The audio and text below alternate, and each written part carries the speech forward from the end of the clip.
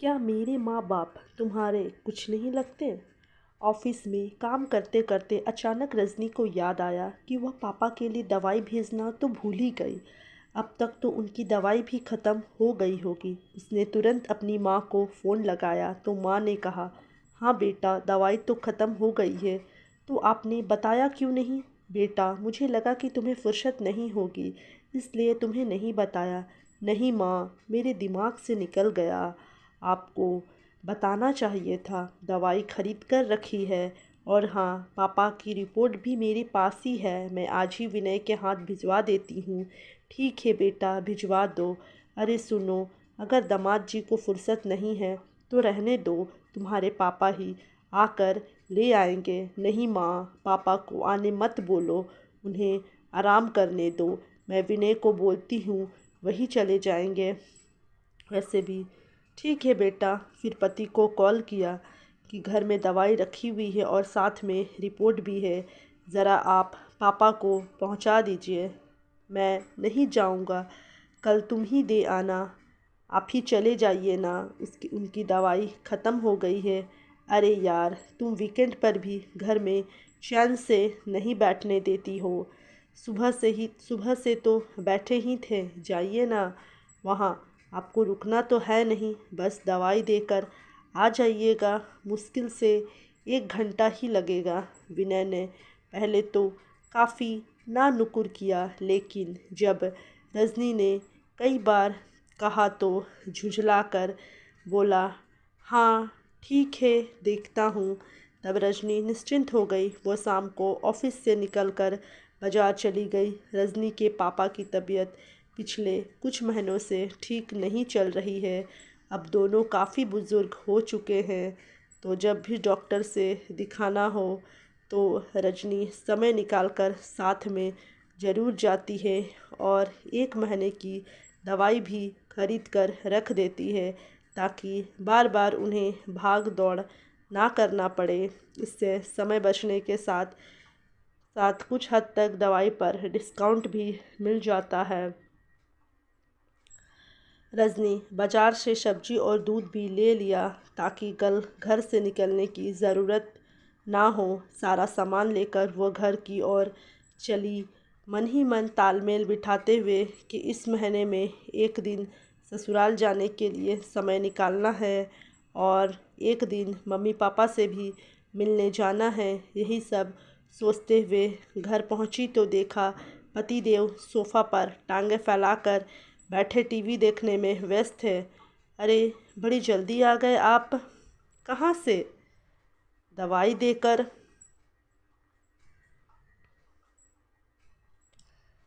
अरे, मैं नहीं गया। लेकिन क्यों?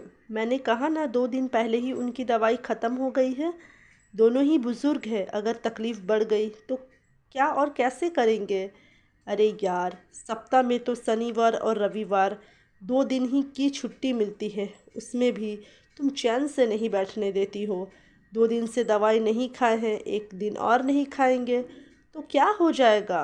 वैसे भी मैंने दवाई पहुंचाने का ठेका नहीं ले रखा है। अच्छा ठीक है, इतना नाराज मत होइए, जाइए देकर आइए। मैंने कहा ना नहीं तो नहीं जाऊंगा। उनके और भी मैंने कहा ना नहीं तो नहीं जाऊंगा। उनके और भी तो बेटी दामाद है, वे क्यों नहीं पहुंचाते? तुमने ही ये बीड़ा क्यों उठा लिया है? अगर दवाई की ज़्यादा ज़रूरत है तो उनके पास भी गाड़ी है, आ जाएंगे। विनय ने एकदम से झल्लाते हुए कहा। उसकी बातें सुनकर और झल्लाहट देखकर रजनी के आश्चर्य का ठिकाना नहीं रहा। तुम कैसी बातें कर रहे हो विनय? महीने में एक बार तो जाना होता है, वह भी भारी पड़ रहा है तुम्हें। उनके और भी बेटी दामाद है, पर ये जिम्मेदारी मैंने ली है, वो भी स्वेच्छा से ली है।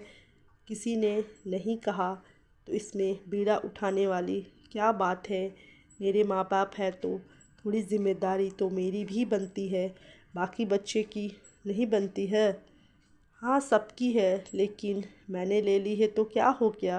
वैसे भी महीने में एक बार पहुंचाना है, कौन सा हर हफ्ते जाती हूँ। कभी कभार तो वो खुद ही ले जाते हैं। नहीं, मैं नहीं जाऊंगा और मुझे अच्छा नहीं लगता तुम्हारे घर जाना। तो फिर ठीक है, मैं ही जाकर दे आती हूँ। तुम अभी जाओगी? अंधेरा होने को आ गया है। तो क्या हो गया, लोग तो रोड पर चल रहे हैं ना। पर हाँ, खाना बना कर खा लेना और बच्चे को भी खिला देना। मैं जा रही हूँ तो दोनों के लिए खाना भी बना दूँगी और मैं उधर ही खा लूँगी। लेकिन एक बात सुन लो, आज के बाद मैं भी तुम्हारे घर नहीं जाऊँगी और ना ही एक भी ज़िम्मेदारी उठाऊँगी, क्योंकि मुझे भी वहाँ अच्छा नहीं लगता। मेरे घर जाने के बाद तो मेरी माँ कम से कम तुम्हें चाय पानी पूछती है, परंतु मुझे तो तुम्हारे घर में अपने साथ साथ सारे घर वालों के लिए भी बनाना पड़ता है। इतना ही नहीं, जब तक रहती हूँ तब तक घर का सारा काम भी मैं करती हूँ, भले ही मुझे पसंद हो या ना हो। तुम बहुत ज़्यादा नहीं बोल रही हो? अरे, तुम ऐसा कैसे बोल सकती हो? वो मेरे माँ बाप है, तुम्हारे सास ससुर है, वो तुम्हारा ससुराल है। ज़िम्मेदारी तो तुम्हें उठानी ही पड़ेगी। वो मेरा ससुराल है तो ये भी तुम्हारा ससुराल है। मेरे माँ बाप भी तुम्हारे सास ससुर है। ये कहाँ लिखा है कि सिर्फ बहू अपने ससुराल की सारी जिम्मेदारी को उठाएगी? अपने ससुराल की जिम्मेदारी निभाना तो दूर, तुम कदम ना रखना चाह रहे हो। तुमने ही कहा था ना कि आज से सिर्फ मेरे मम्मी पापा नहीं, हमारे मम्मी पापा है। और मैंने अपना मान लिया। जो जिम्मेदारी दी गई वो सभी निभा रही हूँ। पर मेरे माँ बाप के लिए क्या तुम्हारी कोई जिम्मेदारी नहीं बनती? वो तुम्हारे कुछ नहीं लगते? देखो, तुम ना बिना मतलब के एक छोटी सी बात को खींच रही हो, बतंगड़ बना रही हो। मैं कोई बतंगड़ नहीं कर रही हूँ, बस तुम्हें बता रही हूँ कि अगर मेरे फ़र्ज़ है तो कुछ फ़र्ज़ तुम भी निभाओ। अगर नहीं तो आज के बाद मैं भी अपने ससुराल की सभी जिम्मेदारियों से खुद को मुक्त करती हूँ। कोई कितना भी कहे, मैं किसी की एक नहीं सुनने वाली। बोलते हुए रचना तुरंत दवाई का बॉक्स और स्कूटी की चाबी ली और घर से निकल गई। ये देख विनय ने तुरंत कपड़ा पहना और हेलमेट लेकर भागा रजनी के पीछे। अरे तुम रुको यार, मैं दवाई देकर आता हूँ। अरे नहीं, तुम घर में बैठो, तुम्हें अच्छा नहीं लगता ना मेरे घर पर जाना। तुम्हारी प्रतिष्ठा को ठेस पहुँचती है मेरे माँ बाप के लिए कुछ भी करने में, तो तुम रहने दो, मैं कर लूँगी। अरे तुम बहुत जल्दी हाइपर हो जाती हो, रहने दो, मैं जा रहा हूँ। फिर रजनी के हाथ से दवाई लेकर देने को चला। पति को जाते देख रजनी निश्चित हुई और मन ही मन सोचने लगी, कभी कभी बोलना और सामने वाले की गलती का एहसास दिलाना भी ज़रूरी होता है। दोस्तों, जिस तरह एक बहू की ज़िम्मेदारी होती है उस तरह एक दामाद की भी ज़िम्मेदारी होती है। तो कैसी लगी ये कहानी? अगर अच्छी लगी होगी तो वीडियो को लाइक करें, चैनल में नए हो तो चैनल को सब्सक्राइब करें। इसी तरह की मोटिवेशनल और शिक्षाप्रद कहानियों के साथ मैं निशा गुप्ता आप लोगों से मिलती रहूँगी।